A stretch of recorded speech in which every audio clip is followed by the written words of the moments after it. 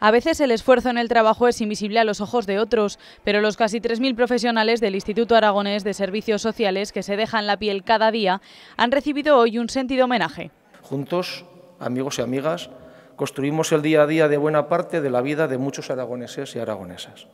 Lo hacemos bien, pero lo decimos poco. Queremos que hoy sea el día de decirlo alto y fuerte. Un reconocimiento que ha quedado plasmado en la celebración del aniversario del IAS, que cumple 2 décadas creando sonrisas entre los colectivos más vulnerables, mayores, discapacitados, minorías étnicas o menores. Estos usuarios son el centro de las políticas del Gobierno de Aragón. Lo fundamental para nosotros es trabajar con ellos y para ellos. Pero cuando visitamos los centros nos sentimos muy satisfechos del trabajo, porque sois gente comprometida, gente reivindicativa, pero que sabéis agradecer el trabajo. Y sobre todo, cuando acudimos a los centros os vemos felices.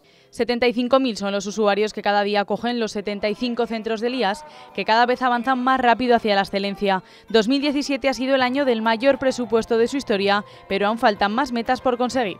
Celebraré como el éxito más importante del Gobierno que tengo el privilegio de presidir el día que por fin en las Cortes de Aragón se apruebe la Ley de Renta Social Básica, que el Gobierno, cumpliendo con su compromiso electoral y con sus pactos de investidura, remitió al Parlamento hace ya más de un año. El IAS ha presentado hoy un nuevo logo que mira al futuro, donde seguirá habiendo 1000 historias que contar.